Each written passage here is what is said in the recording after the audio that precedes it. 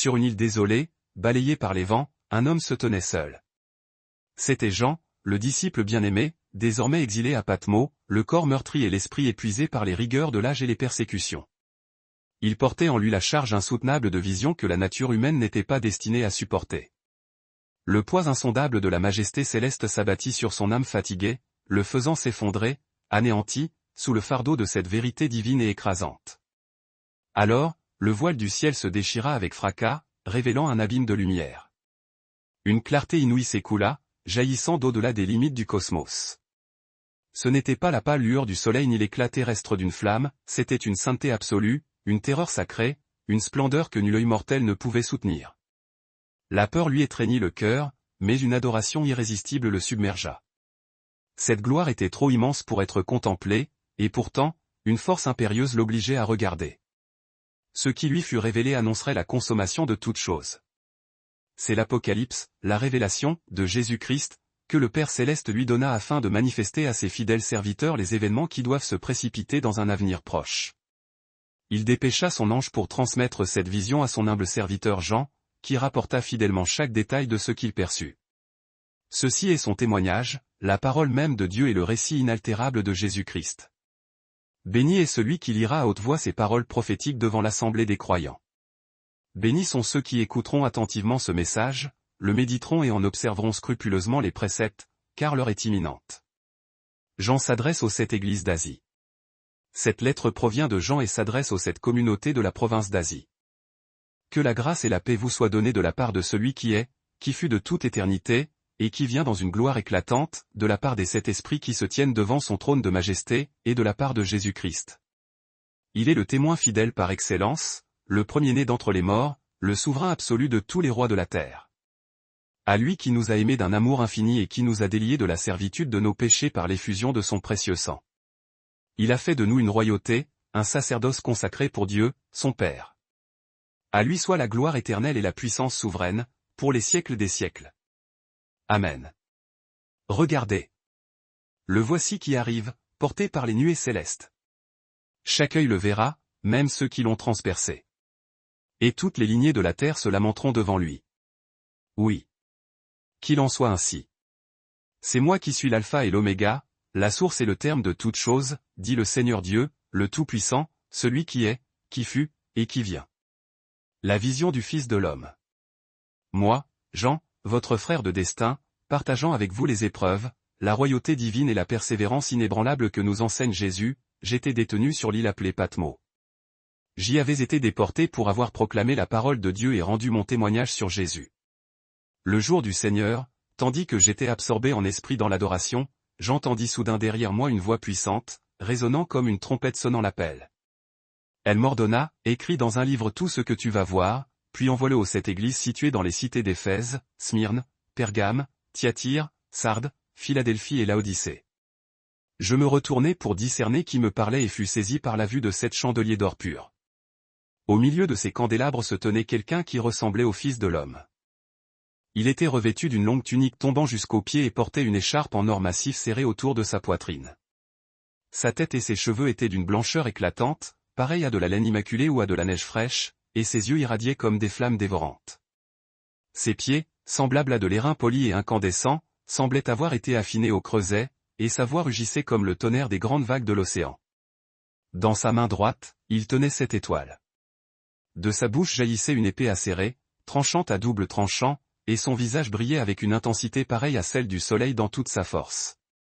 À cette vue, je tombai à ses pieds, inanimé, comme si j'étais mort.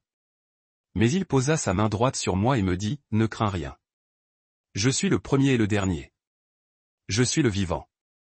J'ai connu la mort, mais voici, je suis vivant pour les siècles des siècles. Je détiens les clés redoutables de la mort et du séjour des morts. Écris donc les choses que tu as vues, celles qui existent maintenant, et celles qui doivent se produire ensuite. Voici la signification cachée, le mystère, des 7 étoiles que tu as vues dans ma main droite et des 7 chandeliers d'or. Les 7 étoiles sont les anges des 7 églises, et les 7 chandeliers représentent les 7 églises elles-mêmes. Chapitre 2. Message à l'église d'Éphèse. Écris cette lettre à l'ange de l'assemblée d'Éphèse. Voici le message de celui qui maintient fermement les 7 étoiles dans sa main droite, celui qui marche au milieu des 7 chandeliers d'or, je connais toutes tes œuvres, ton labeur acharné et ta persévérance inlassable. Je sais que tu ne peux supporter ceux qui sont malfaisants. Tu as mis à l'épreuve ceux qui se prétendent apôtres sans lettres, et tu as découvert qu'ils sont des imposteurs. Tu as souffert avec patience à cause de mon nom et tu ne t'es jamais découragé ni épuisé. Cependant, j'ai une chose à te reprocher, et elle est grave, tu as abandonné ton premier amour, cette passion intense que tu avais au commencement pour moi et pour tes frères. Souviens-toi donc de la hauteur d'où tu es tombé. Change de conduite, repens-toi, et reprends les actions que tu faisais à l'origine. Si tu ne reviens pas à moi, je viendrai subitement et j'enlèverai ton chandelier de sa place au milieu des autres églises. Toutefois, voici un point à ton avantage, tu es les pratiques abjectes des Nicolaïtes, tout comme moi je les hais. Que celui qui a des oreilles écoute attentivement ce que l'Esprit proclame aux églises. Au vainqueur, je donnerai le privilège de manger du fruit de l'arbre de vie, qui se trouve dans le jardin céleste de Dieu. Message à l'église de Smyrne. Écris cette lettre à l'ange de l'assemblée de Smyrne. Voici le message de celui qui est le premier et le dernier, celui qui était mort, mais qui est revenu à la vie éternelle. Je connais ta détresse et ta misère matérielle mais spirituellement, tu es riche et abondant. Je connais aussi les calomnies proférées par ceux qui s'opposent à toi. Ils prétendent être juifs, mais ils ne le sont pas, car leur assemblée est une véritable synagogue de Satan. Ne redoute aucune des souffrances qui t'attendent. Le diable jettera quelques-uns d'entre vous en prison pour vous éprouver, et vous endurerez la tribulation pendant 10 jours. Sois fidèle jusqu'à la mort elle-même, et je te donnerai la couronne glorieuse de la vie. Que celui qui a des oreilles écoute ce que l'Esprit dit aux églises. Le vainqueur n'aura absolument rien à craindre de la seconde mort. Message à l'église de Pergame. Écris cette lettre à l'ange de l'assemblée de Pergame. Voici le message de celui qui brandit l'épée tranchante, doublement aiguisée, je sais que tu habites là où le trône de Satan est érigé. Malgré cela, tu es resté loyal à mon nom. Tu n'as pas renié ta foi en moi, même au milieu de vous, là où Satan règne, lorsqu'Antipas, mon témoin fidèle, a été mis à mort en martyr. Néanmoins, j'ai quelques reproches à te faire, tu tolères parmi vous des individus dont l'enseignement est semblable à celui de Balaam, celui qui a pris à Balak à tendre un piège au peuple d'Israël, les incitant à pécher en mangeant des viandes sacrifiées aux idoles et en se livrant à l'impudicité sexuelle. De même, tu as parmi toi des adeptes des Nicolaïtes qui suivent une doctrine similaire. Repens-toi sans délai, ou je viendrai à toi très vite et je les combattrai avec l'épée qui sort de ma bouche. Que celui qui a des oreilles écoute ce que l'Esprit dit aux églises. Au vainqueur, je donnerai une part de la manne cachée, celle qui est conservée loin des regards au ciel. Et je lui donnerai une pierre blanche, et sur cette pierre sera gravé un nom nouveau que personne ne connaît ni ne comprend, sinon celui qui la reçoit. Message à l'église de Thyatire. Écris cette lettre à l'ange de l'assemblée de Thyatire. Voici le message du Fils de Dieu, celui dont les yeux sont comme des flammes ardentes et dont les pieds sont semblables à de l'airain poli et étincelant, je connais toutes tes œuvres profondes. J'ai vu ta charité, ta foi sincère, ton service assidu et ta patiente endurance. Et je remarque que tes dernières actions sont plus nombreuses et témoignent d'une constante amélioration. Mais voici mon grief, tu laisses agir cette femme, cette Jézabel, qui se prétend prophétesse, et qui égare mes serviteurs. Elle les incite à la fornication spirituelle et physique, et à consommer des aliments offerts aux idoles païennes. Je lui ai donné le temps de se repentir de son immoralité, mais elle ne veut pas se détourner de sa corruption. Par conséquent, je la jetterai sur un lit de souffrance et de maladie, et ceux qui commettent l'adultère avec elle seront plongés dans une grande détresse, à moins qu'ils ne se repentent et se détournent de ses mauvaises actions. Je frapperai ses enfants par la mort. Alors, toutes les églises sauront que je suis celui qui scrute les pensées les plus secrètes et les intentions profondes de chaque personne. Et je rendrai à chacun de vous ce que méritent vos œuvres. Quant au reste d'entre vous à Thyatire, qui n'avaient pas suivi cette fausse doctrine, ce qu'ils appellent les profondeurs, qui sont en réalité les profondeurs de Satan, je ne vous imposerai pas d'autre exigence. Seulement, tenez fermement ce que vous possédez jusqu'à ce que je vienne. À tous les vainqueurs, à ceux qui obéiront à mes préceptes jusqu'à la toute fin, je donnerai autorité sur toutes les nations. Ils les gouverneront avec une verge de fer inébranlable et les fracasseront comme on brise des vases d'argile. Ils recevront cette même autorité que j'ai moi-même reçue de mon Père. Et je leur donnerai aussi l'étoile du matin. Que celui qui a des oreilles écoute ce que l'Esprit dit aux églises. Chapitre 3. Message à l'église de Sardes. Écris cette lettre à l'ange de l'assemblée de Sardes. Voici le message de celui qui possède les 7 esprits de Dieu et les 7 étoiles, je connais tes œuvres. On dit de toi que tu es vivant, que tu as une réputation flatteuse, mais en réalité, tu es spirituellement mort. Réveille-toi. Affermis le peu qui te reste, car ce qui subsiste est sur le point de mourir. Je trouve que tes actions ne sont pas complètes ni conformes aux exigences de mon Dieu. Reviens donc aux premières choses que tu as entendues et crues. Tiens-y fermement. Repens-toi et reviens à moi. Si tu ne veilles pas, je viendrai sur toi soudainement, inattendu comme un voleur, et tu ne sauras pas à quelle heure je t'atteindrai. Cependant, il y a quelques fidèles dans l'assemblée de Sardes qui n'ont pas souillé leurs vêtements par le mal. Ils marcheront avec moi, vêtus de blanc éclatant, car ils en sont dignes. Tous les vainqueurs seront ainsi revêtus de blanc. Je n'effacerai jamais leur nom du livre de vie, mais je proclamerai devant mon Père et devant ses anges qu'ils sont à moi. Que celui qui a des oreilles écoute ce que l'Esprit dit aux églises. Message à l'église de Philadelphie. Écris cette lettre à l'ange de l'assemblée de Philadelphie. Voici le message de celui qui est saint et véritable, celui qui détient la clé de David. Ce qu'il ouvre, personne ne peut le fermer, ce qu'il ferme, personne ne peut l'ouvrir. Je connais toutes tes œuvres, et voici, j'ai placé devant toi une porte ouverte que nul ne pourra refermer. Car tu as peu de force, et pourtant, tu as gardé ma parole et tu n'as pas renié mon nom. Écoute, je vais contraindre ceux qui appartiennent à la synagogue de Satan et ces menteurs qui se disent juifs sans l'être à venir se prosterner à tes pieds. Ils reconnaîtront alors que tu es celui que j'aime. Parce que tu as obéi à mon commandement de la persévérance, moi aussi, je te protégerai de l'heure de la grande épreuve qui va venir sur le monde entier pour éprouver tous les habitants de la terre. Je reviens bientôt. Tiens fermement ce que tu as afin que personne ne te ravisse ta couronne. Les vainqueurs, j'en ferai des piliers immuables dans le temple de mon Dieu, et ils n'en sortiront plus jamais. Je graverai sur eux le nom de mon Dieu et le nom de la cité de mon Dieu, la nouvelle Jérusalem, qui descend du ciel d'auprès de mon Dieu. Et j'y graverai aussi mon nom nouveau. Que celui qui a des oreilles écoute ce que l'Esprit dit aux églises. Message à l'église de Laodicée. Écris cette lettre à l'ange de l'assemblée de Laodicée. Voici le message de l'Amen, le témoin fidèle et véritable, l'origine souveraine de la création de Dieu, je connais toutes tes œuvres. Tu n'es ni froid, ni ardent. Je souhaiterais ardemment que tu sois l'un ou l'autre. Mais puisque tu es tiède, comme une eau insipide, et que tu n'es ni froid ni ardent, je vais te vomir de ma bouche. Tu te vantes, je suis riche, je me suis enrichi, je n'ai besoin de rien, et tu ne réalises pas que tu es misérable, digne de pitié, spirituellement pauvre, aveugle et nu. Je te conseille donc de m'acheter de l'or purifié par le feu, afin que tu deviennes vraiment riche, et des vêtements blancs pour te couvrir et ne pas laisser paraître la honte de ta nudité, ainsi qu'un collier pour oindre tes yeux, afin que tu puisses voir clairement. Moi, je réprimande et je discipline tout ce que j'aime. Fais donc preuve de zèle et sors de ton indifférence. Écoute, je me tiens à la porte, et je frappe. Si quelqu'un entend ma voix et ouvre la porte, j'entrerai chez lui, et nous partagerons un repas ensemble, comme des amis. Ceux qui sont victorieux obtiendront de siéger avec moi sur mon trône, de même que moi, j'ai triomphé et me suis assis avec mon Père sur son trône. Que celui qui a des oreilles écoute ce que l'Esprit dit aux églises. Chapitre 4. L'adoration céleste. Après cela, je regardai, et je vis une porte grande ouverte dans le ciel.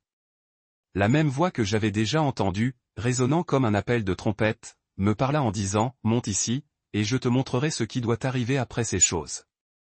Aussitôt, l'Esprit s'empara de moi. Je vis un trône établi dans le ciel, et quelqu'un y était assis. Celui qui était assis était d'une beauté et d'une splendeur égale à celle des pierres les plus précieuses, comme le jaspe vert et la sardoine rouge écarlate. Et autour du trône, l'éclat d'un arc-en-ciel, brillant comme une émeraude, l'encerclait de sa gloire. 24 autres trônes entouraient ce trône principal, et sur eux étaient assis 24 vieillards. Ils étaient vêtus de robes blanches et portaient des couronnes d'or pur sur leurs têtes. Du trône jaillissaient des éclairs fulgurants, des voix multiples et le grondement puissant du tonnerre. Devant le trône brûlaient 7 lampes ardentes, qui sont les 7 esprits de Dieu. Devant le trône s'étendait une mer de verre scintillante, transparente comme du cristal. Au centre, autour du trône, se tenaient 4 êtres vivants, entièrement couverts d'yeux, à l'avant et à l'arrière. Le premier être vivant était semblable à un lion majestueux. Le deuxième être vivant ressemblait à un jeune taureau robuste. Le troisième avait une face comme celle d'un homme. Et le quatrième était semblable à un aigle en plein vol. Chacun de ces êtres vivants possédait 6 ailes, et leurs ailes étaient remplies d'yeux tout autour et au-dedans. Jour et nuit, sans jamais s'arrêter, ils proclamaient « Saint, Saint, Saint est le Seigneur Dieu, le Tout-Puissant, celui qui fut de toute éternité, qui est, et qui vient. » Chaque fois que ces êtres vivants rendaient gloire, honneur et action de grâce à celui qui était assis sur le trône et qui vit éternellement, les 24 vieillards tombaient face contre terre, adorant celui qui est assis et qui règne pour les siècles des siècles. Et ils déposaient leur couronne d'or devant le trône, confessant « Tu es digne, ô notre Seigneur et notre Dieu, de recevoir la gloire, l'honneur et la puissance. Car c'est toi qui as créé toutes choses, ô souverain Maître, et elles existent parce que tu les as voulues et créées à ton gré. » Chapitre 5. L'agneau ouvre le sceau. Alors, je vis dans la main droite de celui qui était assis sur le trône un rouleau, écrit à l'intérieur et à l'extérieur. Il était scellé par 7 cachets inviolables. Je vis ensuite un ange puissant, qui hurlait d'une voix tonitruante, qui est digne d'ouvrir ce rouleau et d'en briser les sceaux. Mais ni dans le ciel, ni sur la terre, ni sous la terre, personne ne fut trouvé capable d'ouvrir le rouleau ni d'en déchiffrer le contenu. Je me mis alors à pleurer amèrement, car il n'avait été trouvé personne qui fût digne d'ouvrir le rouleau et d'en lire les mystères. Mais l'un des 24 vieillards intervint pour me consoler, « Ne pleure plus. Regarde. Le lion de la tribu de Juda, l'héritier légitime du trône de David, a triomphé. Il a remporté la victoire et il est le seul digne d'ouvrir le rouleau et ses 7 sceaux. » Je regardai, et je vis, debout entre le trône, les 4 êtres vivants et les vieillards, un agneau qui semblait avoir été immolé, portant encore les marques de son sacrifice. Il était pourvu de 7 cornes et de 7 yeux, qui représentent les 7 esprits de Dieu envoyés en mission sur toute l'étendue de la terre. Il s'avança et prit le rouleau de la main droite de celui qui était assis sur le trône. Dès qu'il eut pris le rouleau, les 4 êtres vivants et les 24 vieillards se prosternèrent devant l'agneau. Chacun d'eux tenait une harpe et des coupes d'or remplies d'encens et qui sont les prières sanctifiées du peuple de Dieu. Et ils entonnèrent un cantique nouveau, proclamant « Tu es digne de prendre le rouleau et d'en ouvrir les sceaux. Car tu as été immolé, et par ton sang, tu as racheté pour Dieu des hommes issus de toutes les tribus, de toutes les langues, de tous les peuples et de toutes les nations. Tu as fait d'eux un royaume de prêtres pour notre Dieu, et ils régneront sur la terre. » Je continuai de regarder, et j'entendis la voix d'une multitude innombrable d'anges, des milliers et des millions de millions qui entouraient le trône, les êtres vivants et les vieillards. Ils chantaient en un chœur puissant, « L'agneau qui a été immolé est digne de recevoir la puissance, la richesse, la sagesse, la force, l'honneur, la gloire et la bénédiction. » Ensuite, j'entendis toutes les créatures qui sont dans le ciel, sur la terre, sous la terre et dans la mer. Elles chantaient, à celui qui est assis sur le trône, et à l'agneau, soit la bénédiction, l'honneur, la gloire et la souveraineté pour les siècles des siècles. Et les 4 êtres vivants répondirent avec ferveur, Amen. Tandis que les 24 vieillards tombaient à genoux et adoraient l'agneau. Chapitre 6. L'agneau brise les 6 premiers sceaux. Alors que je regardais, l'agneau brisa le premier des 7 sceaux du rouleau. J'entendis l'un des 4 êtres vivants dire, d'une voix retentissante comme le tonnerre, « Viens. » Je levai les yeux et vis apparaître un cheval blanc. Celui qui le montait portait un arc, et une couronne lui fut donnée, signe de victoire. Il partit en conquérant, afin d'assurer sa victoire et de la parachever. Quand l'agneau brisa le 2e sceau, j'entendis le 2e être vivant déclarer, « Viens. » Alors, un autre cheval apparut, d'une couleur rouge-feu. Le cavalier de celui-ci reçut une grande épée et l'autorisation d'ôter la paix de la terre. La guerre éclata, et la population s'entretua partout, livrée au massacre. Quand l'agneau brisa le 3e sceau, j'entendis le 3e être vivant commander, « Viens. » Je regardai et vis un cheval noir, sombre comme la faim. Celui qui le montait tenait une balance dans sa main, symbole de la rareté. Au milieu des 4 êtres vivants, j'entendis une voix annoncer, « Une mesure de blé pour un denier, le salaire d'une journée, et 3 mesures d'orge pour un denier. Mais prenez garde à ne pas gaspiller l'huile d'olive et le vin. » Quand l'agneau brisa le 4e sceau, j'entendis la voix du 4e être vivant dire, « Viens. » Je regardai et vis un cheval d'une couleur verdâtre et pâle, le chloro, évoquant la maladie. Celui qui le montait se nommait la mort, et le séjour des morts, l'Hadès, le suivait de près, recueillant ses victimes. Le pouvoir leur fut donné sur le quart de la terre, pour tuer par l'épée, la famine dévastatrice, la peste, la maladie, et les bêtes sauvages. Quand l'agneau brisa le 5e sceau, je vis sous l'autel les âmes de tous ceux qui avaient été massacrés en martyrs pour avoir fidèlement défendu la parole de Dieu et pour le témoignage rendu. Ils crièrent vers le Seigneur d'une voix forte, suppliant, ô souverain Maître, toi qui es saint et vrai, jusqu'à quand tarderas-tu à juger les peuples qui habitent ce monde et à venger notre sang qu'ils ont versé? Alors, une robe blanche fut donnée à chacun d'eux, et on leur dit de patienter encore un peu, de se reposer, jusqu'à ce que le nombre soit complet, c'est-à-dire jusqu'à ce que leurs frères et sœurs, leurs compagnons de service qui devaient mourir comme eux en martyrs, les aient rejoints. Je regardai lorsque l'agneau brisa le 6e sceau. Il y eut un tremblement de terre d'une violence inouïe. Le soleil devint sombre comme un sac de crin noirci, et la lune entière prit une teinte rouge sang. Les étoiles du ciel s'abattirent sur la terre, comme des figues vertes tombant d'un figuier violemment secoué par une tempête. Le ciel lui-même fut roulé comme un parchemin qu'on enroule, et toutes les montagnes et les îles furent déplacées, arrachées de leurs fondations. Alors, tous les hommes et les rois de la terre, les princes, les généraux, les riches, les puissants, et même le dernier des esclaves et des hommes libres allèrent se cacher dans les grottes et sous les rochers des montagnes. Et ils criaient aux montagnes et aux rochers, tombez sur nous. Cachez-nous de la face terrifiante de celui qui est assis sur le trône et de la colère terrible de l'agneau. Car le grand jour de leur colère est arrivé, et qui donc est assez fort pour y survivre? Chapitre 7. La protection de Dieu.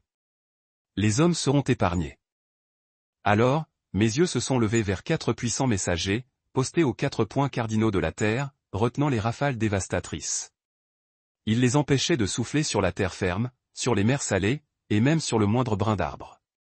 C'est à cet instant, verset 2, que j'ai vu un autre ange, surgissant de l'Orient, portant le sceau du Dieu vivant, l'empreinte de la possession divine. D'une voix tonitruante, il interpella les 4 premiers anges qui avaient reçu le pouvoir de frapper la terre et la mer, verset 3, halte, leur cria-t-il.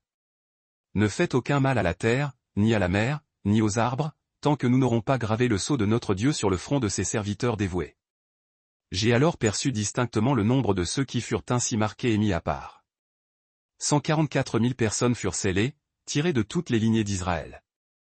De la tribu de Juda, 12 000, de Ruben, 12 000, de Gad, 12 000, d'Azer, 12 000, de Nephtali, 12 000, de Manassé, 12 000, de Siméon, 12 000, de Lévi, 12 000, d'Issachar, 12 000, de Zabulon, 12 000, de Joseph, 12 000, de Benjamin, 12 000. Louange de la grande foule. Après ces événements, une vision nouvelle m'a submergé, une foule immense, incalculable, s'étendant au-delà de l'horizon, rassemblés de chaque nation, de chaque tribu, de chaque peuple et de chaque langue de la terre. Ils se tenaient debout devant le trône de gloire et face à l'agneau. Ils étaient revêtus de longues robes d'une blancheur éclatante et brandissaient des palmes de victoire. Leurs voix s'unissaient en un puissant rugissement, le salut, la délivrance, nous viennent de notre Dieu, celui qui siège sur le trône éternel, et de l'agneau immolé. Tous les anges, qui entouraient le trône, les anciens, et les 4 êtres vivants, s'inclinèrent profondément. Ils se prosternèrent, le visage contre le sol de cristal, et adorèrent Dieu. Ils entonnèrent un chant d'affirmation, Amen. La bénédiction, la gloire, la sagesse, l'action de grâce, l'honneur, la puissance et la force appartiennent à notre Dieu, pour les siècles des siècles. Amen. Alors, l'un des 24 anciens s'adressa à moi, me demandant, qui sont ces êtres vêtus de blanc, et d'où sont-ils venus? Je lui répondis avec déférence, Mon Seigneur, c'est vous qui le savez. Il me révéla alors, ce sont ceux qui ont traversé la grande tribulation, la période de l'épreuve suprême. Ils ont lavé et purifié leurs robes dans le sang précieux de l'agneau, leur donnant cette blancheur immaculée.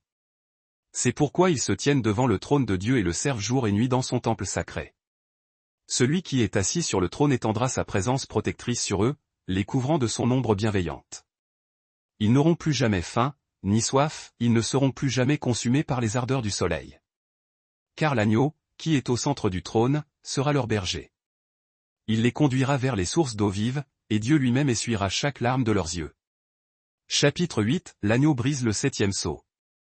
Lorsque l'agneau rompit le 7e et dernier sceau du rouleau, un silence pesant s'installa dans tout le ciel, un répit terrifiant qui dura environ une demi-heure. J'ai alors vu les 7 anges qui se tiennent continuellement en présence de Dieu, 7 trompettes majestueuses leur furent remises. Un autre ange, portant un encensoir d'or pur, s'approcha et se posta devant l'autel. Une quantité considérable d'encens lui fut donnée pour qu'il la mélange aux prières de tous les saints, un parfum offert sur l'autel d'or qui se dresse devant le trône. La fumée aromatique de l'encens, mêlée aux supplications du peuple saint de Dieu, monta vers lui depuis la main de l'ange. Verset 5, ensuite, l'ange remplit l'encensoir du feu ardent pris sur l'autel et le jeta violemment sur la terre. Immédiatement, des coups de tonnerre se firent entendre, des éclairs fulgurèrent, et un terrible tremblement de terre secoua la fondation du monde. Les 4 premières trompettes. Les 7 anges, ayant reçu les 7 trompettes, se préparèrent à souffler leurs puissantes annonces de jugement. Le premier ange sonna de sa trompette, et aussitôt, de la grêle et du feu, mêlés de sang, furent projetés sur la terre. Un tiers de la terre fut consumé par les flammes. Un tiers des arbres fut brûlé, et toute l'herbe verte fut desséchée et anéantie. Le deuxième ange sonna de sa trompette, et quelque chose ressemblant à une immense montagne de feu, s'embrassée et incandescente, fut jeté dans la mer. Un tiers des eaux de la mer se transforma en sang écarlate. Un tiers de toutes les créatures vivantes de la mer périt, et un tiers des navires sillonnant les océans fut brisé et détruit. Le troisième ange fit retentir sa trompette, et du ciel tomba une grande étoile, flamboyante comme une torche ardente. Elle s'abattit sur un tiers des fleuves et sur les sources des eaux potables. Le nom de cette étoile était Absinthe, amertume. Elle rendit amère un tiers des eaux, et de nombreux humains moururent pour avoir bu ces eaux empoisonnées. Puis, le quatrième ange sonna de sa trompette, un tiers du soleil fut frappé, un tiers de la lune, et un tiers des étoiles. Leur lumière fut obscurcie, ainsi, le tiers du jour fut privé de sa clarté, et le tiers de la nuit également. Après cela, levant les yeux, j'ai vu et entendu un aigle solitaire, volant au zénith, qui criait d'une voix perçante, « Malheur! Malheur! Malheur à ceux qui habitent la terre, à cause des jugements qui vont s'abattre lorsque les 3 derniers anges sonneront de leur trompette. » Chapitre 9, la 5e trompette amène le premier malheur. Le 5e ange fit retentir sa trompette, et je vis alors une étoile, un être céleste, qui était tombé du ciel sur la terre. La clé du puits de l'abîme sans fond lui fut donnée. Dès qu'il l'ouvrit, une fumée épaisse, comme celle d'une immense fournaise, s'en échappa. Le soleil et l'atmosphère elle-même furent obscurcis par cette fumée nauséabonde. De cette fumée jaillirent des créatures ressemblant à des sauterelles qui se répandirent sur la terre. Elles reçurent une force comparable à celle des scorpions de la terre. Il leur fut strictement commandé de ne pas attaquer l'herbe, ni les plantes, ni les arbres, mais uniquement les humains qui ne portaient pas le sceau de Dieu sur leur front. Elles n'avaient pas la permission de les tuer, mais seulement de les tourmenter pendant 5 longs mois, avec une douleur atroce, semblable à la piqûre d'un scorpion lorsqu'il frappe. Durant ces jours de supplice, les hommes chercheront la mort avec acharnement, mais ne la trouveront pas. Ils désireront mourir, mais la mort elle-même les fuira. L'aspect de ces sauterelles était terrifiant. Elles ressemblaient à des chevaux parés pour la bataille. Elles portaient sur leur tête ce qui semblait être des couronnes d'or, et leur visage avait des traits humains. Elles avaient des cheveux longs, comme ceux des femmes, et des dents aussi acérées que celles des lions. Elles étaient revêtues de cuirasses qui paraissaient être de fer. Le bruit assourdissant de leurs ailes ressemblait au tonnerre d'une armée de chars se ruant au combat. Elles possédaient des queues munies d'aiguillons venimeux, comme ceux des scorpions, et c'était dans leur queue que résidait leur pouvoir de tourmenter l'humanité pendant ces 5 mois. Le roi est l'ange de l'abîme, son nom, en hébreu, est Abaddon, et en grec, Apollyon, qui signifie « le destructeur ». Le premier malheur est passé, mais voici que 2 autres malheurs terribles sont encore à venir. La 6e trompette amène le second malheur. Le 6e ange sonna de sa trompette. J'entendis alors une voix émanant des 4 cornes de l'autel d'or qui se tient devant Dieu. Cette voix ordonna au 6e ange qui tenait la trompette, d'élie les 4 anges qui sont prisonniers près du grand fleuve Euphrate. Ces 4 anges, qui avaient été gardés en réserve pour cette heure précise, ce jour, ce mois et cette année, furent relâchés afin de tuer un tiers de l'humanité entière. J'ai entendu le nombre de cette armée de cavaliers, il s'élevait à 200 millions de soldats montés. Dans ma vision, j'ai vu ces chevaux et ceux qui les montaient. Les cavaliers portaient des cuirasses de couleurs ardentes, rouge feu, bleu saphir et jaune soufre. Les têtes des chevaux étaient semblables à celles des lions, et de leur bouche jaillissait du feu, de la fumée, et du soufre brûlant. Un tiers de l'humanité fut exterminé par ces 3 fléaux, le feu, la fumée et le soufre qui sortaient de la gueule des chevaux. Car leur puissance résidait à la fois dans leur bouche et dans leur queue. Leur queue, en effet, ressemblait à des serpents, terminés par des têtes capables de blesser et de nuire aux hommes. Malgré tout cela, le reste de l'humanité, ceux qui n'avaient pas été tués par ces fléaux, ne se repentirent pas de leurs œuvres malfaisantes. Ils continuèrent d'adorer les démons et les idoles qu'ils avaient fabriqués ou des idoles d'or, d'argent, de bronze, de pierre et de bois ou des objets qui ne peuvent ni voir, ni entendre, ni marcher. Ils ne renoncèrent ni à leurs meurtres, ni à leurs pratiques occultes, leur magie, ni à leurs débauches, ni à leur vol. Chapitre 10, l'ange puissant et le petit livre. J'ai ensuite contemplé un autre ange puissant descendant du ciel. Il était enveloppé d'une nuée lumineuse, un arc-en-ciel couronnait sa tête, son visage irradiait comme le soleil de midi, et ses pieds étaient des colonnes de feu incandescents. Il tenait à la main un petit rouleau, un livre, qui était ouvert. Il posa son pied droit sur la mer agitée et son pied gauche sur la terre ferme. Il poussa un cri puissant, comparable au rugissement d'un lion. Et lorsqu'il cria, les voix des 7 tonnerres se firent entendre, répondant à son appel. Alors que les 7 tonnerres venaient de parler, j'étais sur le point d'écrire leurs paroles, mais j'entendis une voix venant du ciel qui me dit, « Garde secrète les paroles des 7 tonnerres, ne les écris pas. » L'ange que j'avais vu debout sur la mer et sur la terre leva sa main droite vers le ciel. Et il jura par celui qui vit au siècle des siècles, celui qui a créé le ciel et ce qu'il contient, la terre et ce qu'elle porte, et la mer et tout ce qu'elle abrite, il n'y aura plus aucun délai. Au jour où le 7e ange fera retentir sa trompette, le mystère de Dieu sera accompli. Cela arrivera exactement comme il l'a annoncé à ses serviteurs, les prophètes. La voix que j'avais entendue du ciel me parla à nouveau, « Va, prends le petit rouleau qui est ouvert dans la main de l'ange qui se tient sur la mer et sur la terre. » Je m'approchai donc de l'ange pour lui demander de me donner le petit rouleau. Il me dit, « Prends-le et mange-le. Il sera doux comme le miel dans ta bouche, mais il deviendra amer dans tes entrailles. » Je pris le petit rouleau de la main de l'ange et je le dévorai.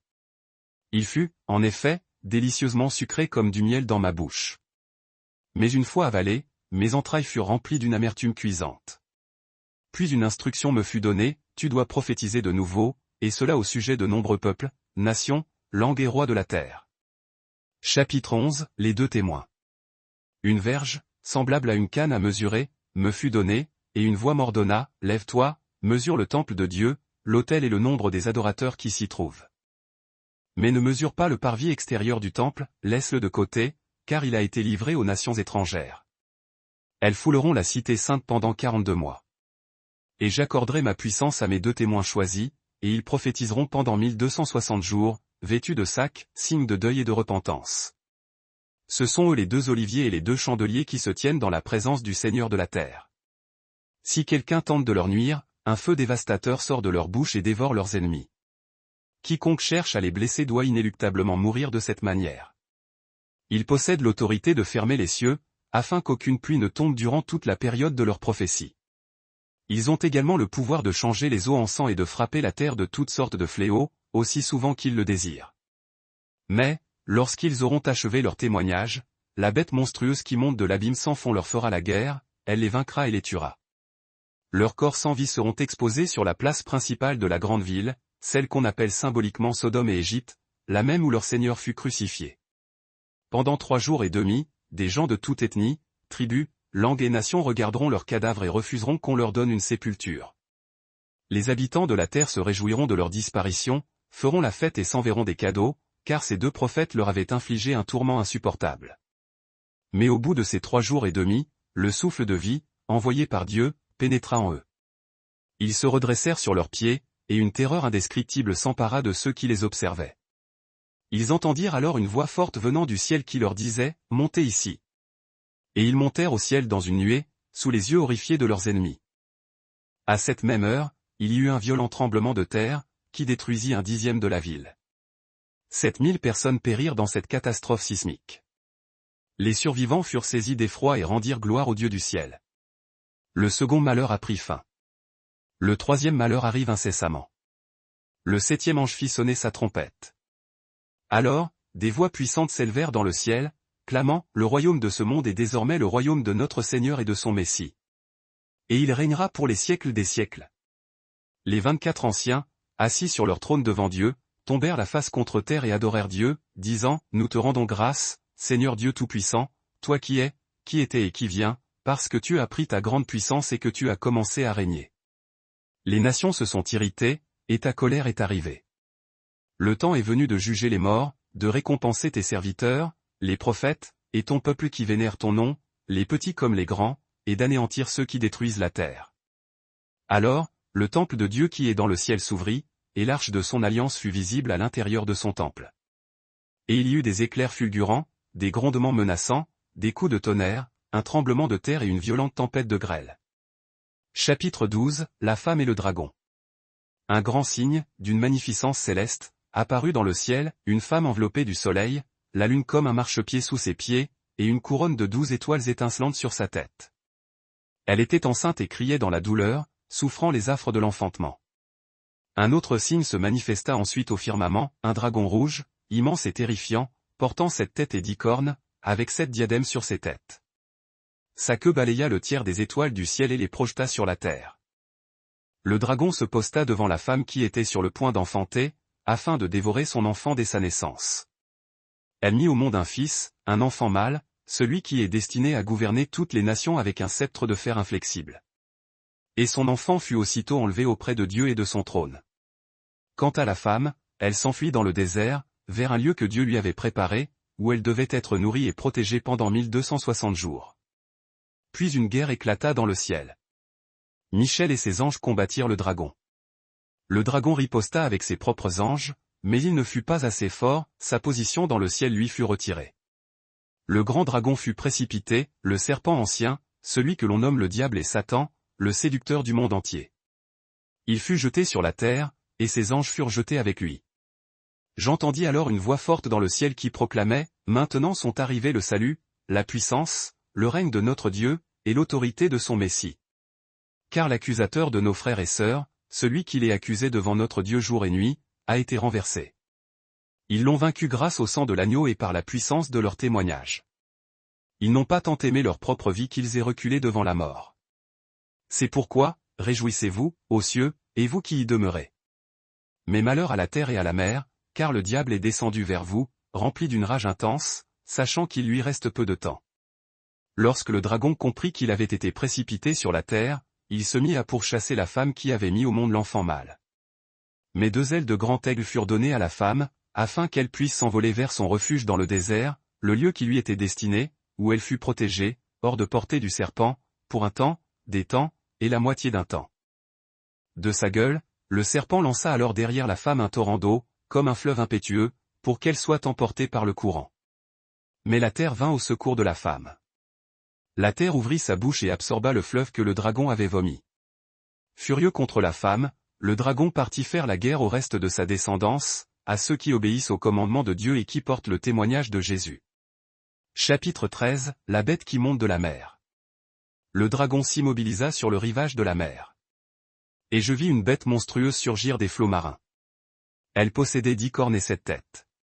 Sur ses cornes, elle portait 10 diadèmes, et sur chacune de ses têtes étaient inscrits des noms profanateurs et blasphématoires. La bête que je voyais ressemblait à un léopard tacheté, mais ses pieds étaient comme ceux d'un ours massif et sa gueule était celle d'un lion rugissant. Le dragon lui donna sa propre puissance, son trône et une grande autorité. Puissance, son trône et une immense autorité. L'une des têtes de la bête semblait avoir reçu un coup fatal, une blessure mortelle, mais cette blessure avait été miraculeusement guérie. Émerveillé, le monde entier suivit la bête avec stupeur. Les peuples adorèrent le dragon parce qu'il avait concédé son autorité à la bête. Et ils se prosternèrent aussi devant la bête elle-même, en demandant avec admiration, qui est comparable à la bête? Qui oserait engager la guerre contre elle, une force si invincible? Alors fut donné à la bête un organe pour proférer des paroles d'une arrogance inouïe et des blasphèmes contre les cieux, et pour exercer son autorité sans partage durant 42 mois. Elle ouvrit sa gueule pour calomnier Dieu, pour déshonorer son nom auguste, son tabernacle céleste et ceux qui y résident. Elle reçut l'autorisation d'entreprendre la guerre contre le peuple saint de Dieu et de le vaincre. Son pouvoir s'étendit sur toute tribu, tout peuple, toute langue et toute nation terrestre. Tous les habitants de la terre, dont les noms n'étaient pas inscrits dès la fondation du monde dans le livre de vie de l'agneau immolé, se prosterneront devant elle. Que celui qui a des oreilles entende cette vérité terrible. Si quelqu'un est destiné à la captivité, il ira en captivité. Si quelqu'un est désigné pour mourir par l'épée, il sera inéluctablement tué par l'épée. Ceci exige de la part du peuple de Dieu une patience inébranlable et une fidélité absolue. Puis, je vis surgir de la terre une seconde bête. Elle possédait 2 cornes, douce et trompeuse comme celle d'un agneau, mais sa voix trahissait sa nature profonde, car elle parlait avec l'autorité et la menace d'un dragon. Elle exerça la pleine autorité de la première bête en sa présence, et elle força la terre et ses habitants à adorer la première bête, dont la plaie mortelle avait été guérie. Cette seconde bête accomplissait de grands prodiges, allant jusqu'à faire descendre du feu du ciel sur la terre, sous les yeux ébahis des hommes. Par ces signes, qu'elle était autorisée à exécuter au nom de la première bête, elle séduisit les peuples terrestres. Elle leur enjoignit de dresser une statue en l'honneur de la bête qui avait été blessée par l'épée, mais qui avait survécu. Il fut même donné à la seconde bête le pouvoir d'insuffler un souffle de vie à l'image de la première bête, pour que cette effigie puisse parler, et pour qu'elle puisse ordonner la mise à mort de quiconque refuserait de l'adorer. Elle imposa également à tous les humains grands et petits, riches et pauvres, libres et esclaves de recevoir une marque distinctive sur leur main droite ou sur leur front. Cette marque devint la condition sine qua non de toute transaction commerciale, sans elle, il était impossible d'acheter ou de vendre. Or, cette marque était le nom de la bête, ou le chiffre représentant son nom. C'est ici que la sagesse est requise.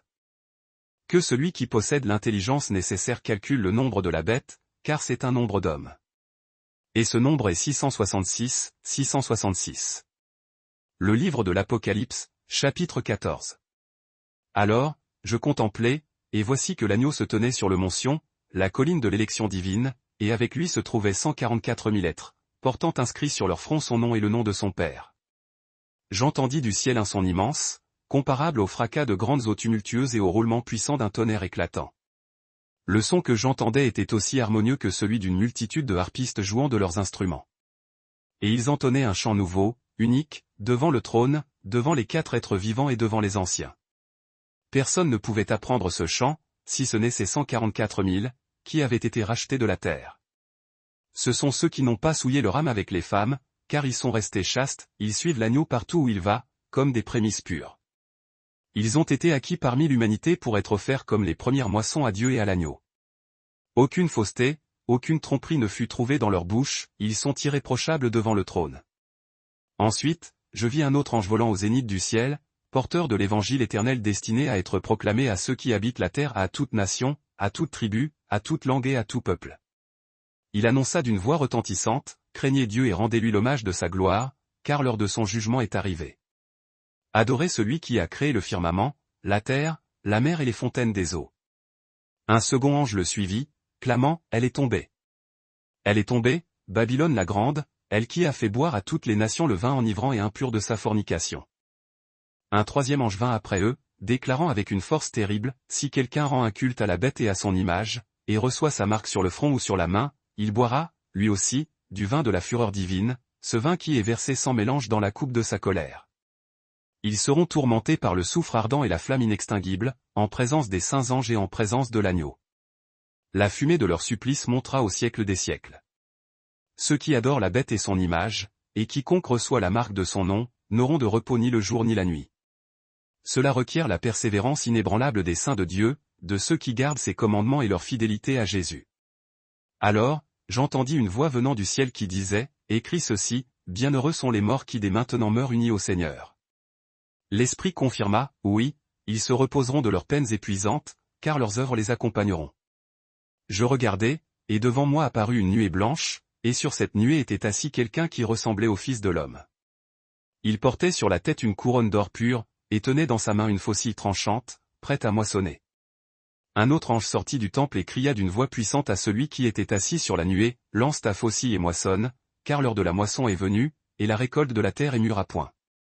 Alors, celui qui siégeait sur la nuée jeta sa faucille sur la terre, et la terre fut moissonnée. Un autre ange sortit du temple qui est dans le ciel, ayant lui aussi une faucille affûtée. Puis, un autre ange encore, qui avait autorité sur le feu, sortit de l'autel et appela de toute sa force celui qui tenait la faucille tranchante, prends ta faucille acérée et vendange les grappes de la vigne de la terre, car ses raisins sont arrivés à pleine maturité pour le jugement. L'ange jeta sa faucille sur la terre, récolta la vigne, et jeta les grappes dans la grande cuve du pressoir de la colère de Dieu. Elles furent foulées dans le pressoir à l'extérieur de la cité, et du pressoir sortit un fleuve de sang, montant jusqu'à la hauteur des morts des chevaux, sur une étendue de 1600 stades. Le livre de l'Apocalypse, chapitre 15. Je vis dans le ciel un autre signe, grand et prodigieux, cet ange porteur des 7 dernières plaies, car par elles s'achève la fureur punitive de Dieu. Je vis ce qui paraissait être une mer de verre, translucide et mêlée de feu, et près de cette mer se tenaient ceux qui avaient remporté la victoire écrasante sur la bête, sur son effigie et sur le chiffre diabolique de son nom. Ils tenaient des harpes que Dieu leur avait données. Ils chantaient avec magnificence le cantique de Moïse, le serviteur de Dieu, et le cantique de l'agneau, proclamant, grandes et merveilleuses sont tes œuvres, Seigneur Dieu Tout-Puissant. Tes voies sont justes et véritables, ô Roi des nations. Qui ne craindrait ta majesté, Seigneur, et ne glorifierait ton nom? car seul tu es saint. Toutes les nations accourront pour se prosterner devant toi, car la manifestation de tes jugements de justice a été révélée.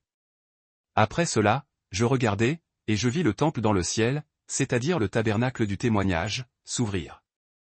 Du temple sortirent les 7 anges chargés des 7 plaies. Ils étaient vêtus de lin pur et éclatant, et portaient des ceintures d'or sur leur poitrine. Alors, un des 4 êtres vivants donna aux 7 anges 7 coupes d'or, remplies jusqu'au bord de la colère de Dieu, celui qui vit au siècle des siècles. Et le temple fut empli d'une fumée épaisse, signe visible de la gloire et de la puissance irrésistible de Dieu. Nul ne pouvait pénétrer dans le temple avant que ne soient achevées les 7 plaies des 7 anges. Le livre de l'Apocalypse, chapitre 16. Puis, j'entendis une voix retentissante venant du temple, ordonnant aux 7 anges, allez et déversez sur la terre les 7 coupes de la fureur de Dieu. Le premier ange s'enfuit et versa sa coupe sur la terre ferme. De cela résulta l'apparition de plaies purulentes et douloureuses sur les hommes qui portaient la marque de la bête et qui adoraient son image. Le second ange versa sa coupe sur la mer. Celle-ci se transforma immédiatement en un sang infect, semblable à celui d'un cadavre, et toute créature vivante dans les profondeurs de la mer mourut.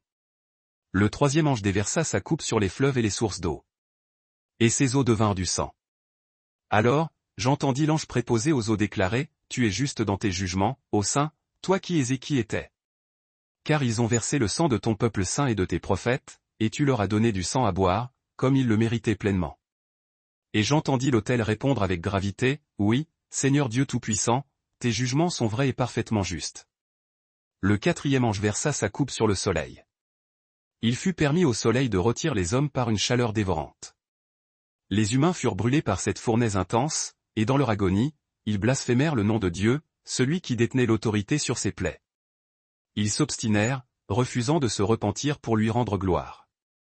Le cinquième ange déversa sa coupe sur le trône de la bête, et son royaume fut soudain plongé dans des ténèbres épaisses et palpables. Sous l'effet de la douleur et de leurs ulcères, les hommes se mordaient la langue.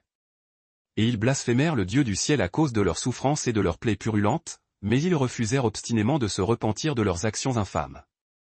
Le sixième ange versa sa coupe sur le grand fleuve Euphrate. Son eau s'assécha complètement, préparant ainsi la voie pour les rois venant de l'Orient lointain. Puis, je vis sortir de la gueule du dragon, de la gueule de la bête et de la gueule du faux prophète 3 esprits impurs, ayant l'apparence de grenouilles. Ce sont des esprits démoniaques qui accomplissent des signes prodigieux, et qui vont trouver les rois du monde entier pour les rassembler en vue de la bataille du grand jour du Dieu Tout-Puissant. Voici, je viens comme un voleur. Heureux celui qui veille et garde ses vêtements, afin de ne pas marcher nu et de ne pas laisser voir sa honte. Alors, ils rassemblèrent ces rois au lieu qui est appelé en hébreu Armageddon. Le septième ange déversa sa coupe dans l'air. Du temple, une voix forte retentit depuis le trône, proclamant, c'en est fait.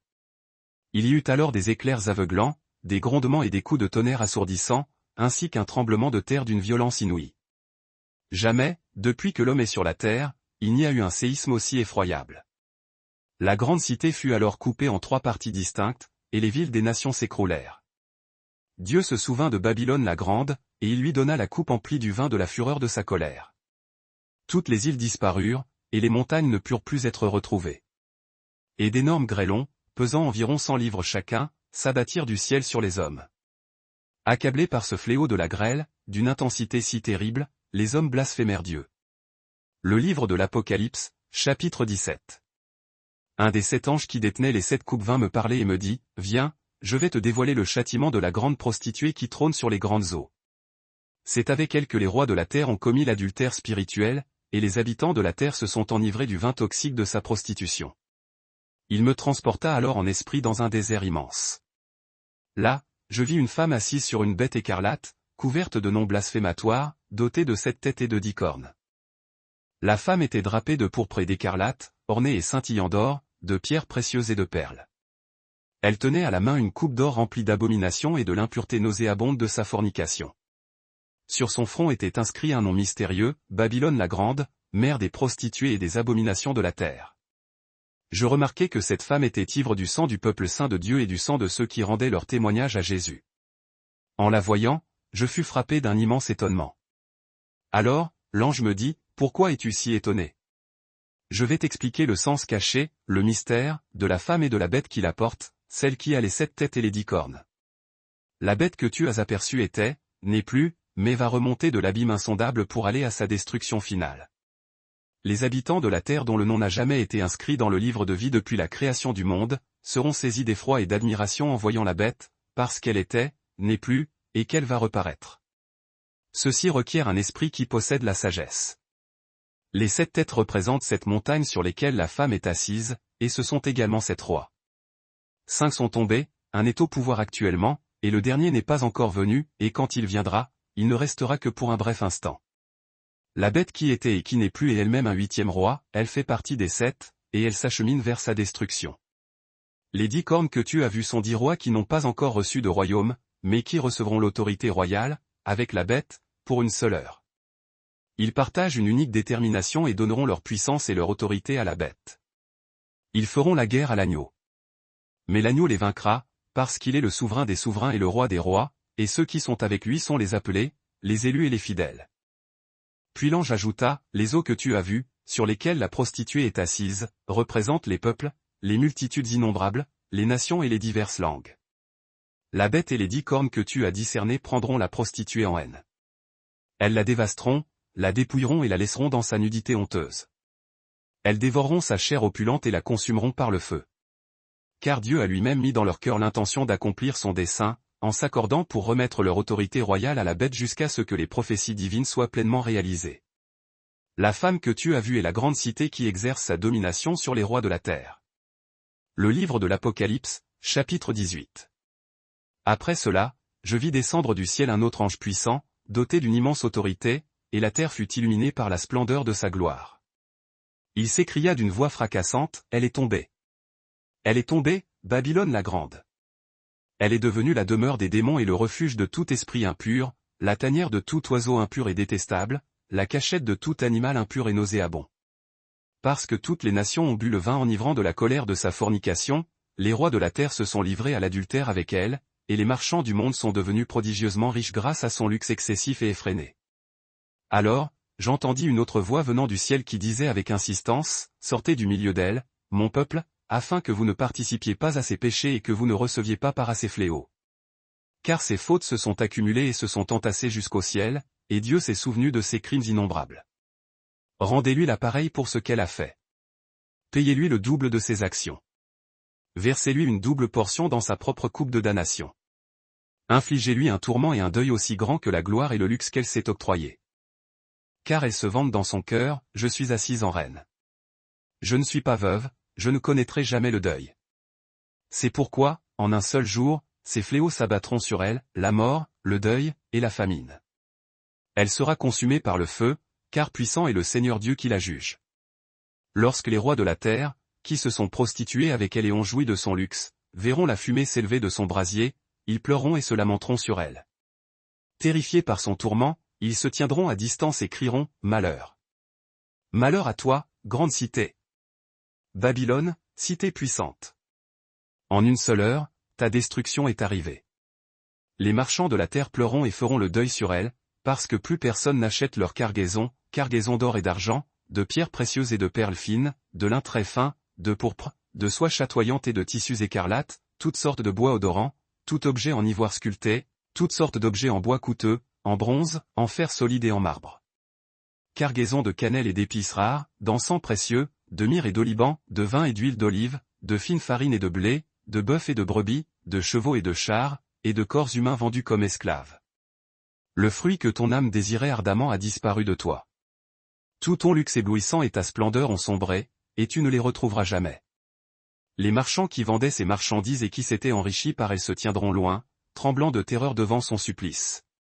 Ils pleureront, se lamenteront et crieront, « Malheur!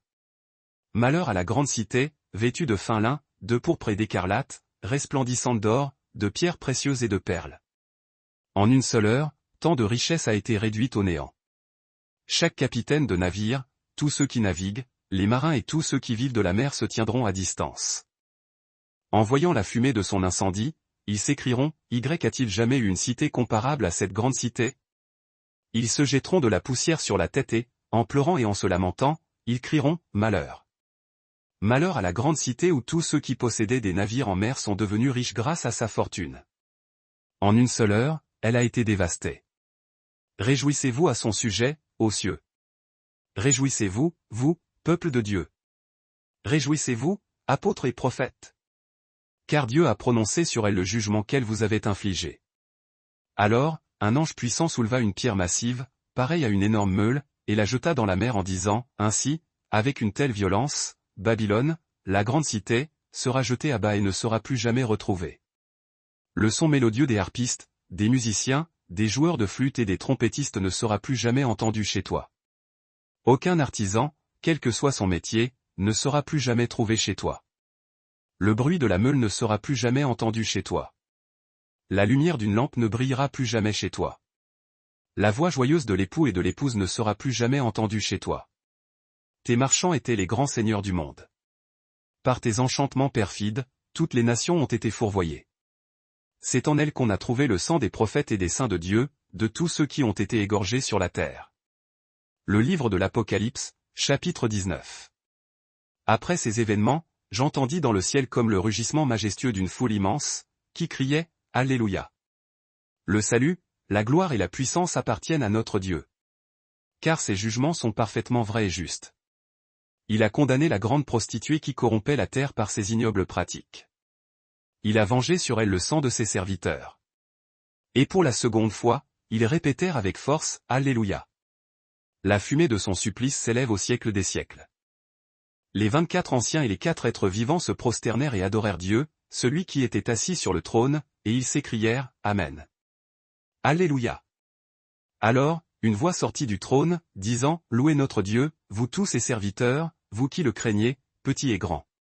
Puis, j'entendis ce qui semblait être le bruit d'une foule immense, le bruit de grandes eaux rugissantes et le bruit de puissants tonnerres, qui criaient, Alléluia. Car notre Seigneur Dieu Tout-Puissant a établi son règne. Réjouissons-nous, soyons dans l'allégresse triomphante, et rendons-lui la gloire. Car les noces de l'agneau sont enfin arrivées, et son épouse s'est préparée. Il lui fut permis de se vêtir d'un fin lin, éclatant de blancheur et de pureté. Or, ce fin lin représente les actes justes accomplis par les saints de Dieu. L'ange me dit alors, écris ceci, heureux ceux qui sont invités au repas des noces de l'agneau. Et il ajouta, ce sont là les paroles véridiques de Dieu. À ces mots, je me jetai à ses pieds pour l'adorer. Mais il me dit immédiatement, garde-toi bien de faire cela. Je suis ton compagnon de service, et celui de tes frères et sœurs qui possèdent le témoignage de Jésus. Adore Dieu seul. Car l'esprit de la prophétie, c'est le témoignage rendu à Jésus. Alors, je vis le ciel s'ouvrir devant moi, et voici qu'apparut un cheval blanc. Celui qui le montait est appelé fidèle et véritable. C'est avec justice qu'il juge et qu'il fait la guerre. Ses yeux lançaient des flammes ardentes, comme un feu dévorant, et sur sa tête se trouvaient de multiples diadèmes royaux. Il portait un nom écrit que personne ne connaît, sauf lui seul. Il était revêtu d'un manteau trempé de sang, et son nom par lequel il est appelé est « la parole de Dieu ». Les armées célestes le suivaient. Elles montaient des chevaux blancs et étaient vêtues de fin lin, blanc et immaculé. De sa bouche sortait une épée acérée et tranchante, destinée à frapper les nations. C'est lui qui les gouvernera avec un sceptre de fer. Il foulera la cuve du vin de la fureur et de la colère du Dieu Tout-Puissant. Et sur son manteau et sur sa cuisse était écrit ce nom suprême, souverain des souverains et roi des rois.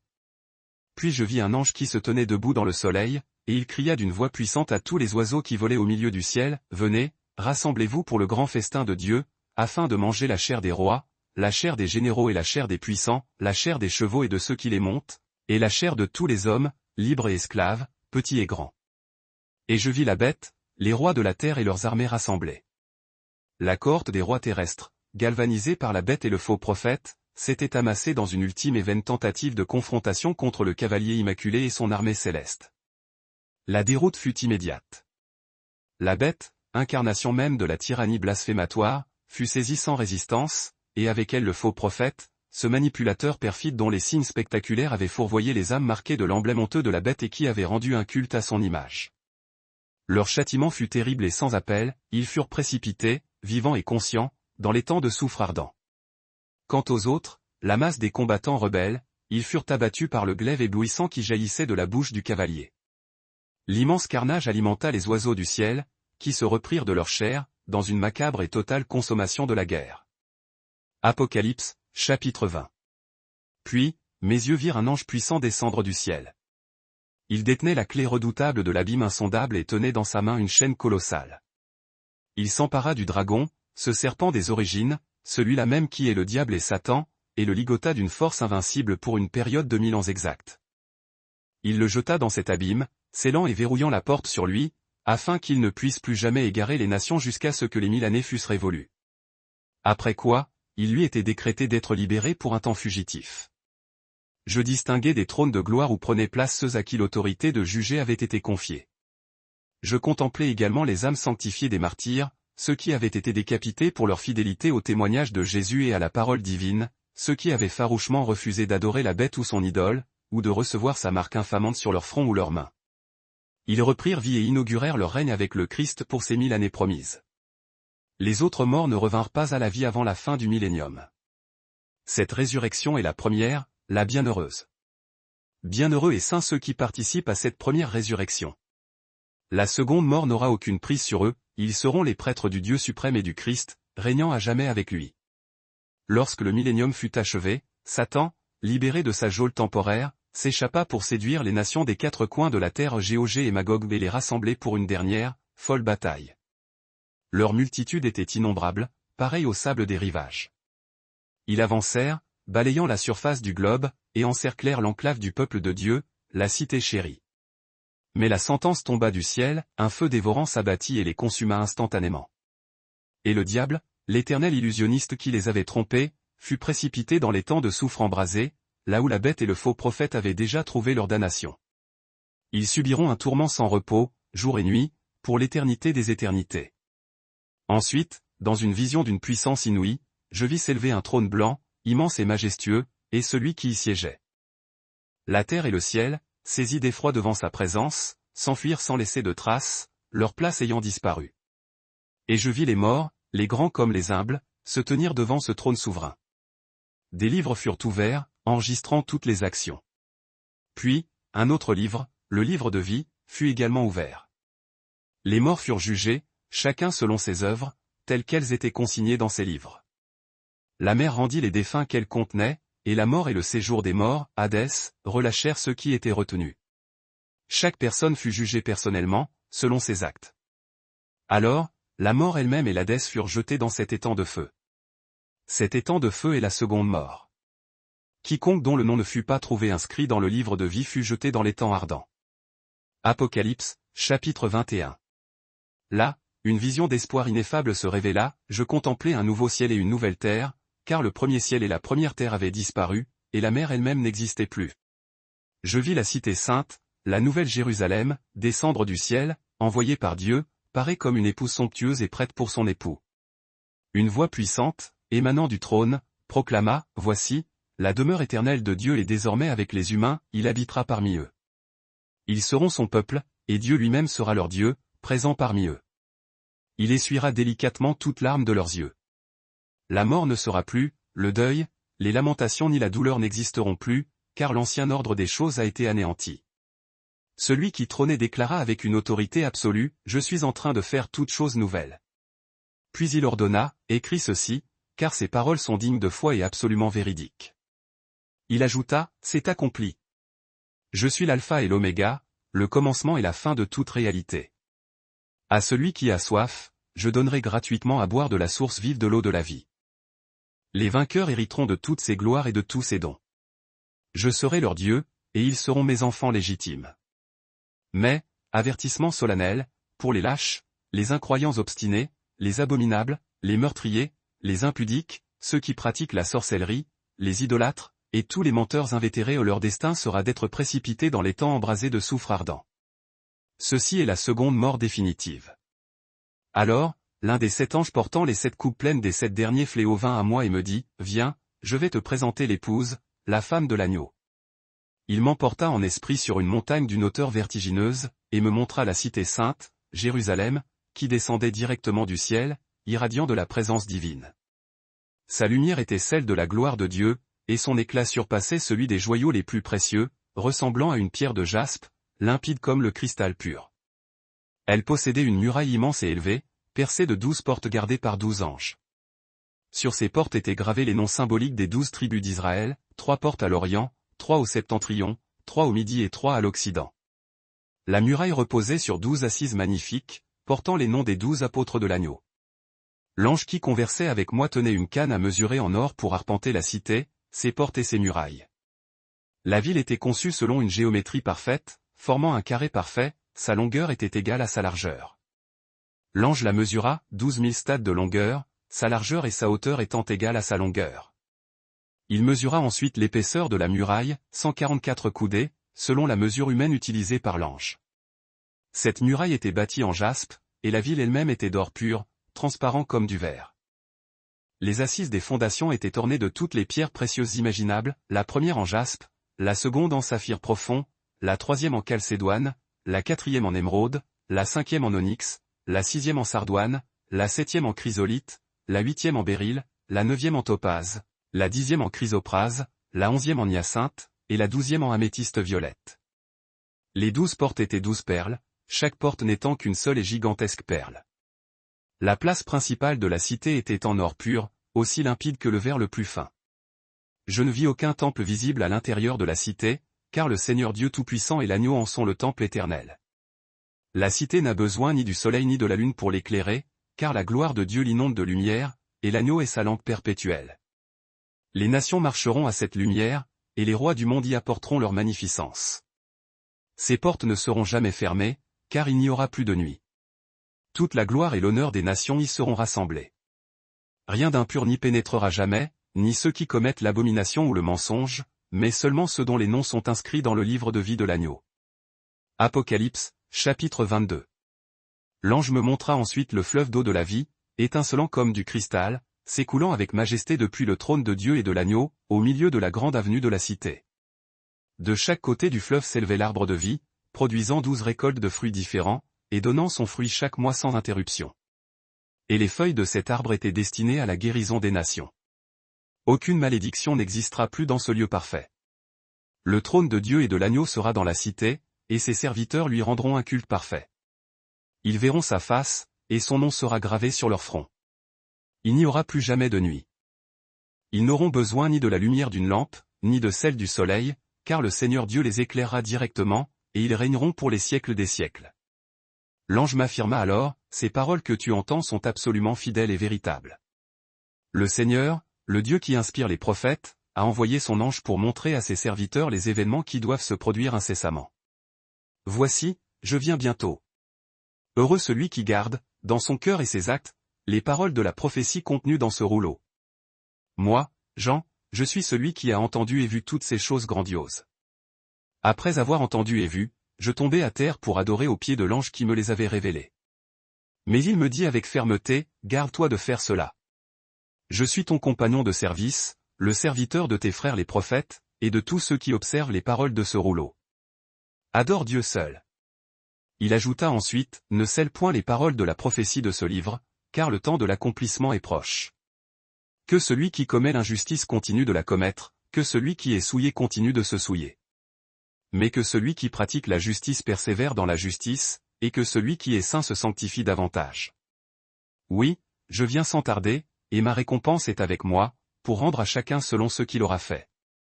Je suis l'alpha et l'oméga, le premier et le dernier, le commencement et la fin de toutes choses. Bienheureux sont ceux qui ont purifié leur robe dans le sang de l'agneau, car ils auront le droit inaliénable à l'arbre de vie et pourront franchir les portes pour entrer dans la cité. Dehors restent les impurs, les chiens, les pervers, ceux qui pratiquent la sorcellerie, les débauchés sexuels, les assassins, les idolâtres, et quiconque se complaît dans le mensonge et la pratique de la fausseté. Moi, Jésus, j'ai envoyé mon ange pour vous donner ce témoignage solennel destiné aux églises. Je suis la racine et la postérité de David, l'étoile brillante du matin. L'esprit et l'épouse lancent l'appel, viens. Et que celui qui entend réponde, viens. Que celui qui a soif s'approche, et que celui qui le désire prenne sans réserve le don gratuit de l'eau de la vie. J'adresse un avertissement solennel à quiconque entend les paroles de la prophétie de ce livre, si quelqu'un y ajoute quoi que ce soit, Dieu ajoutera sur lui les fléaux décrits dans ce rouleau. Et si quelqu'un retranche quelque chose des paroles de ce livre de prophétie, Dieu lui retirera sa part de l'arbre de vie et de la cité sainte, qui sont pourtant décrits ici. Celui qui atteste ces choses déclare, oui, je viens très bientôt. Amen. Viens, Seigneur Jésus. Que la grâce du Seigneur Jésus soit avec tous les saints de Dieu. Amen.